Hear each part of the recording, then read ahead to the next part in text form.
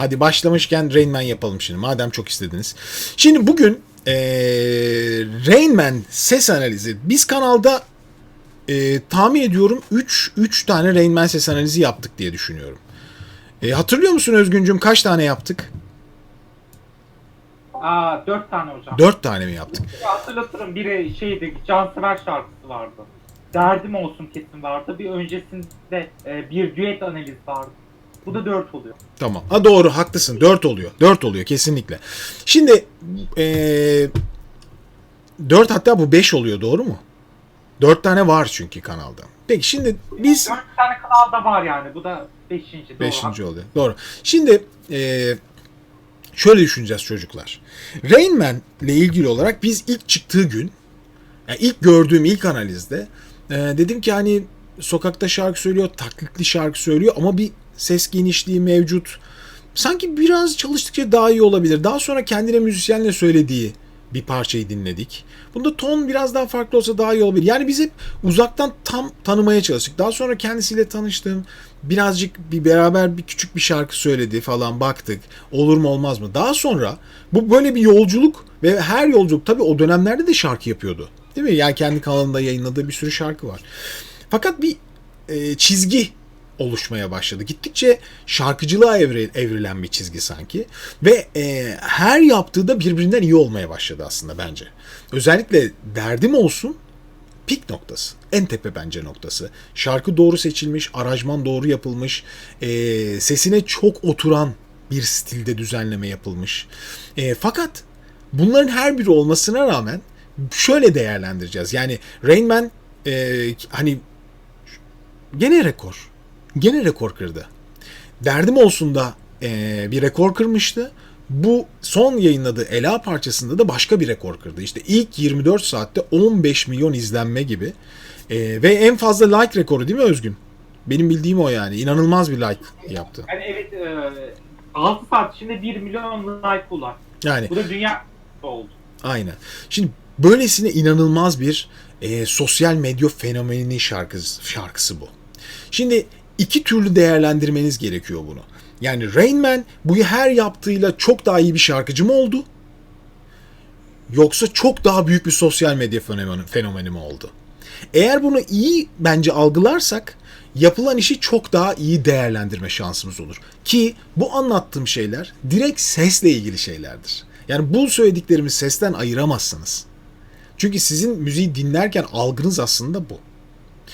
Fakat tabii ki yani sizin dinlediğiniz şarkı nasıl bir şarkı, videosu nasıl bir şarkı? Biraz dinleyelim. Çok özür dilerim. Hayda. Sürpriz bir anda Ceza'ya geçtik. Ceza bizi andı.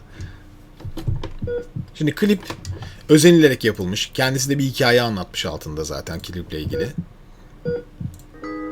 Heh. Parçanın tonu sol diyez minör, yani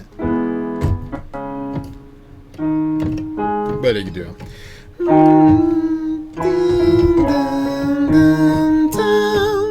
Mi majör, do diyez minör, re diyez majör, sol diyez minör. Bu şimdi bu kalıp. Bütün parça bu. Şimdi Derdim Olsun şarkısıyla kıyaslanmayacak bir şey var değil mi? Çünkü oradaki akorsal yapı, stil tamamen başkaydı. Bu daha çok böyle günümüzün trap'ine benzeyen bir şey. Çünkü bir tane loop var. Yani nedir?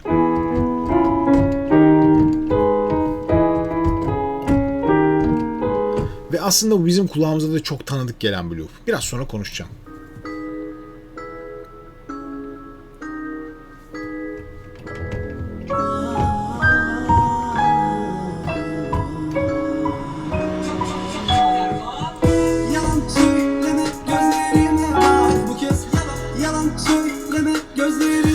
Bütün okuma yalan söyleme gözlerime bak bu kez tamamen autotune'la ip gibi yapılmış. Bunu Rain Man böyle rahatlıkla söyler mi autotune'suz? Kesinlikle söyleyebileceğini bugüne kadar yaptığı her şeylerden görüyoruz. Yani şarkıcıyı değerlendirirken evet bunu Rain Man yapabilir. Ama bu bilinçli olarak autotune'la yapılmış ve hani günün popüler tarzına uygun bir sound'a yakalanmış diye düşünüyoruz sesle. Yalan söyleme gözlerime bak bu kez Ya, yalan ya, ya. söyleme gözlerime bak. Eğleniyoruz. Güzel. Yalan söyleme gözlerime bak bu kez. Klasik Rayman'in yukarıda sesleri tutarken "Gözlerime bak bu kez." Hafif buruna nazal da kullanan tiz bölgesi. Gözlerime bak Ne kadar ototune olsa da içeride öyle kullanıldığını hissediyorsunuz. bu kez gözlerime bak. Nasıl oldu gözlerime kandı. Gözlerine yandım. Şimdi değerlendirirsen melodi. Şimdi aslında tizden okunuyor ya parça. Çok güzel akustik versiyon yapılır. Nasıl yapılır? Yalan söyleme gözle. Bir de akorları düşürürsün. Yalan söyleme gözlerime bak bu kez. Yalan söyleme gözlerime bak bu kez. Yalan söyleme gözlerime bak bu kez gözlerime bak. Yalan söyleme. Keşke yani insan kulağı istiyor. Çünkü Rayman'i sürekli bu tizlikte kullandığın zaman aslında Rayman'in vokal genişliğini kullanmamış oluyorsun. Ve vokal lezzetinden de uzak kalmış oluyorsun. Derdim Olsun parçası nasıl bir parçaydı? Derdim olsun. Pes başlıyordu. Sonra pat diye oktava vuruyordu ve wow güzel bir hava yakalıyorduk. Burada Rayman hep tepede. Yalan söyleme gözlerime bak bu kez yalan söyle. Ve sürekli bu tizlik, nazal tizlik ve autotune'la düzeltilmiş tizlik bir süre sonra yoruyor. Yoruyor. Parça içinde vokal karakterini azalmaya başlıyor. Hissi azalmaya başlıyor. Keşke parçanın bir yerlerinde yalan söyleme gözlerime bak bu kez pesten de bir iki kere okutsalardı sonra tekrar oktava vurdursalardı diye ben ilk düşündüğümde hemen bunu hissettim kendi adıma tabii ki. Bunlar videoyu biliyorsunuz yani bunlar benim şahsi fikirlerim. Geneli bağlamaz. Nasıl oldu gözlerine Nasıl oldu? kandı. Bırak başım gül gözlerine la çünkü gözlerine la çünkü gözlerine la. Yani parçanın içinde arabesk tınımı var. Parçanın içinde türkü dadı var. Ben ilk baştan bunu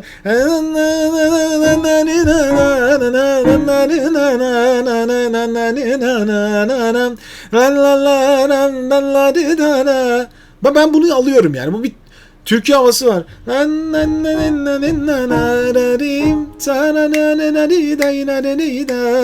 Bu türkü tadı var. Zaten Rayman'in okuyuşunda genel olarak bu var.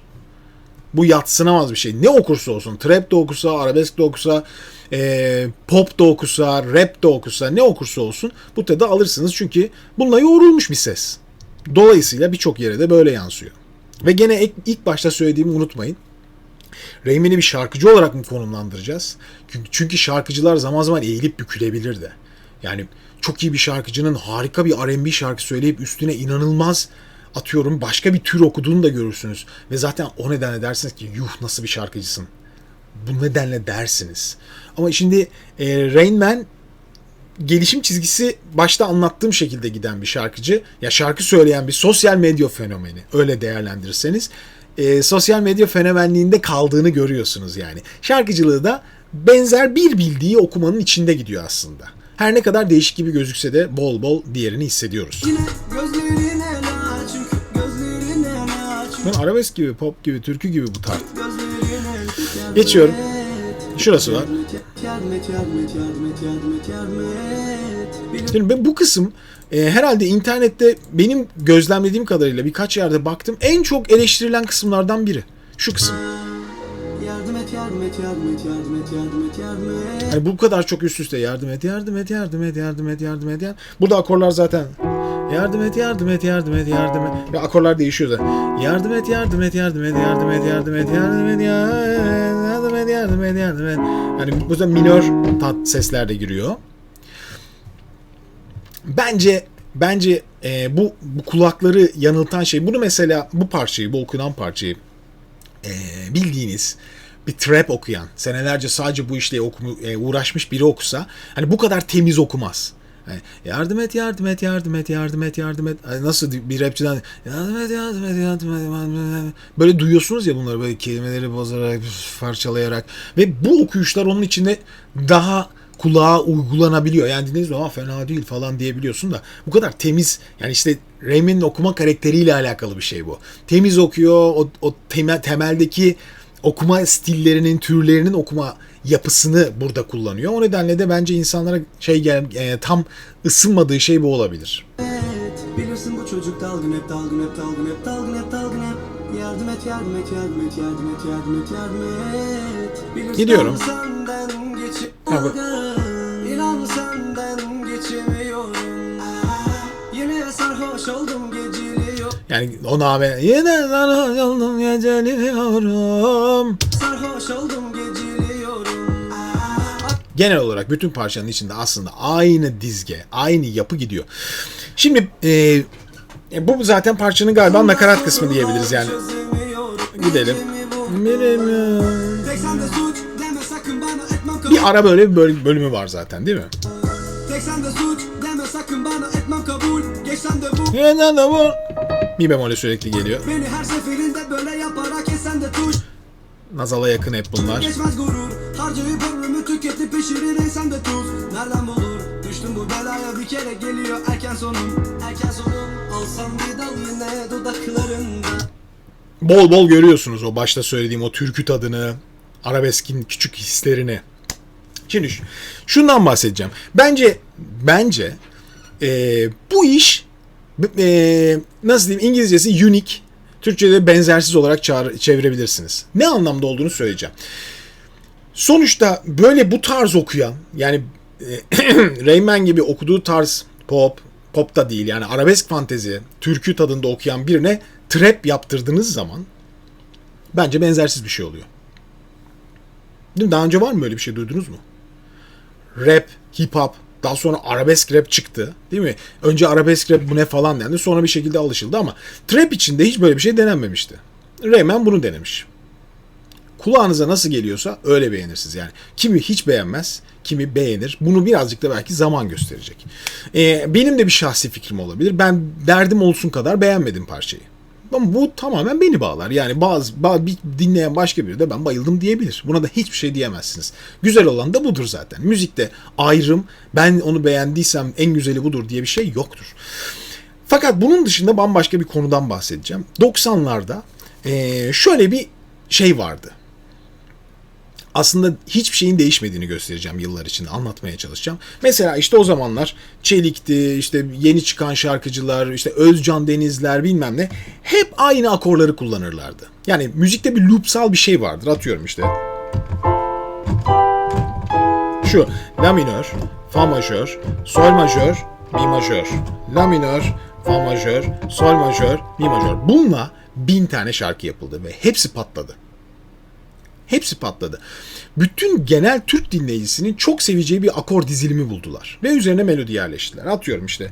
Hadi hadi meleğim uçta göreyim. Fa majör yüzünü ben de seveyim. Sol majör sol majör. Na na na na na. Fa majör na gör. Bunun gibi. Mesela buradan bir başladı. Ateşteyim ateşte ateşte. Fa majör gitti bir kıza işte. Sol majör bilmem ama. Mi minör bilmem ne. Daha binlerce sayabilirim. Gidemem kaldan kalamam. Bu Çelik'indi. Aynı dönemde çıkan aramızdan aramaya dünya kadar şarkı var. Şimdi aklıma gelenleri ard arda söyledim. Fakat bu bir kurguydu ve çok güzel bir şekilde insanlar çok iyi tepki gösterdi. Şimdi bu dönemde de loop mantığı farklı bir şekilde dönüştü ama aynı şey devam ediyor.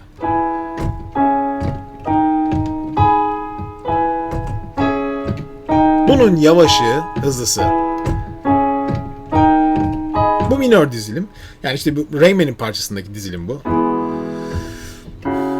Son dönemde çıkan birçok hip hop, trap parçanın içinde bu akorları ve bu akorun üzerine yazılmış farklı melodileri duyabilirsiniz. Tabii ki Rayman'in parçası, şu an okuduğu Ela parçası birebir bir başkasıyla aynı değil. Bunu bu şekilde anlamayın. Ama akor dizilimleri benzer şekilde göre yapılmış. Dönem değişiyor. Fakat insanların beğeni algısı ve bunları yapan müzisyenlerin yapısı çok değişmiyor arkadaşlar. Aynı şekilde kalıyor. Bunu bir eleştiri olarak düşünür müsünüz, düşünmez misiniz? Çünkü birçok arkadaşım da bana şöyle diyordu bana konservatuar yıllarında yani veya daha sonrasında. Yani sonuçta dünyada kaç tane akor ve melodi var ki diyordu. Bu değişik şekillerde, farklı yıllarda kullanılabilir. Bunda ne var diyordu yani. Bu bir bakış açısıdır. Ben öyle bakmayanlardanım. Ben biraz değiştirilmesi ve işlenmesi gerektiğini düşünenlerdenim. Bu da benim şahsi fikrim. Biraz daha dinleyelim Rain Man'in parçasını. Boşver geçiyor bir ömür gerek yok uzatmanın da uzatmanın. Yani buna çok güzel Rain Man bambaşka bir aranjmanla yepyeni başka bir stilde şarkı da yapabilir.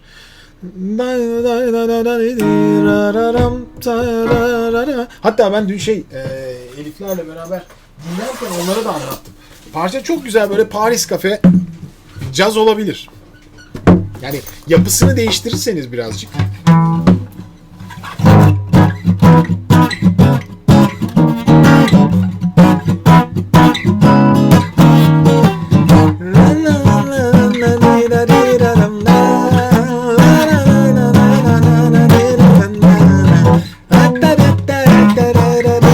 Çok rahat zaz olur bir anda parça.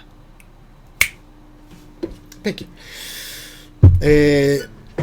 Ama bence hani trap olması parçayı birazcık ışıltısını, içindeki Rain Man'in kullanacağı o ses becerisini biraz bence sınırlamış. Hele o autotune'da girince iyice artık ışıltısı zayıflamış. Işıltısı zayıflamış bence. Günümüz sound'una uymuş altyapı, yani bir yerde dinlerken seni bir hareket ettirir ama ışıltısız bir hareket. Benim fikrim bu. Biraz daha dinleyip bitireceğim. Kaçırmadığım bir şey kalmasın. Dedim ya, hareket var. Burada pes inmiş. Ama yani bu autotune bakın ışıltıyı alıyor. Işıltı gidiyor. O başta söylediğim şey burada kullanılmış. Başta söylerken yok demiştim ama yapmışlar. Bravo. Süper. Ama autotune bak bütün lezzetini, Rain Man'in okumasındaki o doğallığı yok etmiş. Yalan söyleme, gözlerime bak, gözlerime bak. Gözlerime bak. Yani bunu böyle bir şeyle çok daha iyi yorumlayabilir. Yani bunun dışında bir şeyle çok daha iyi yorumlayabilir. Bu altyapıyla değil. Oktava geliyor. Ve yukarı çıktığında da o hissi almıyoruz yani. O patlama hissi gelmiyor, derdim olsundaki yukarı çıkma hissi. Bence ondan. Rain Man bu parçada hiç autotune'suz, hiç bu altyapısız okuduğunda bence daha çok keyif almıştır. Benim şahsi fikrim. Yanılıyor da olabilirim ama o duyguyu veren çünkü bir his var ama aynı şekilde yansımadığını düşünüyorum. Benzer şey devam ediyor. Fakat tabii ki inanılmaz bir rekor kırıyor. Dünyada en çok dinlenenler de listeye giriyor değil mi Özgün? Özgüncüm buralardaysan. Evet hocam. Nedir kırdığı rekorlar, ne oldu? En hızlı beğeni hocam. Of. Top 10 listesinde birinci sıraya geldi. Gün içinde dinlenen şarkılarda. Ve aynı zamanda da bildiğim kadarıyla da en hızlı yükseliş de yaptı. Evet. Bir anda birinci sıradan trend'e girdi. Bu da bir resim. Evet, yani bunları birleştirdiğiniz zaman, bütün bu parçaları birleştirdiğiniz zaman her ne olursa olsun müthiş bir başarı ortaya çıkıyor. Ben birçok kişi gibi hiç düşünmüyorum. Yani sosyal medyada işte biri patladığı zaman birçok şarkıcının isyan edip işte ya böyle bir rezalet mi olur falan. Bu çok o kadar anlamsız bir şey ki. Yani çünkü bir kere zihninde insanlar aynı şeyi aynı yere koyarak büyük hata yapıyorlar. Yani Rain Man kendine acaba ben yılların şarkıcısı mıyım diyor yani. Bu mu yani? Ama sonuçta yaptığı bir şey var ve bu yaptığı şey kendi becerisiyle alakalı bir başarı. Yani kendisi bir sosyal medya fenomeni. Bunu bu şekilde anlamazsak sanki böyle hani şey gibi olur yani, Erol Evgin'le Rain Man'i kıyaslamış oluruz ve bütün işin büyüsü, lezzeti, her şeyi kaçar. Çünkü her birinin kendine ait bir başarısı var. Rain Man daha çok genç. İleride bilemezsiniz ki 15 sene sonra belki bizim ülkemizi dünyada temsil eden bir YouTuber olacak. 15 sene sonra YouTube olmayabilir ama bir sosyal medya fenomeni olacak. Bilemiyorsunuz bunu şimdiden, değil mi? Yani gelecekte bambaşka bir şeye dönüşebileceğini bilmiyorsunuz bunu. O nedenle hani böyle baltalarla girip ormanı budamak çok anlamsız. Çünkü o yola devam etmeli ki bir şeye ulaştırsın. Yani ben her zaman hani olumlu anlamda çok daha iyi şeyler yapacağına inanıyorum. Peki. Benim fikirlerim bunlar arkadaşlar. Güzel. Rain Man'e de selamlar. Peki.